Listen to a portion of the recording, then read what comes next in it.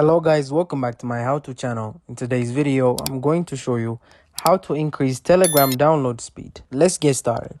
First of all, open your Telegram application, and once it's opened, then on the top left side here, tap on these three lines. Next, tap on settings here.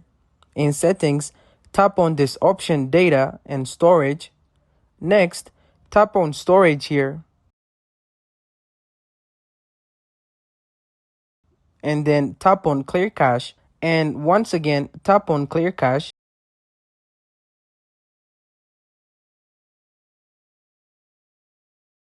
Now go back and go to data usage by tapping on it. Now here, first go to mobile, scroll down and tap on this option auto download settings, and then set it to high. Go back and do the same process in Wi-Fi and roaming. Tap on Wi-Fi, scroll down and go to auto download settings and set it to high. Now go back and tap on roaming, go to auto download setting and set it to high. That's it.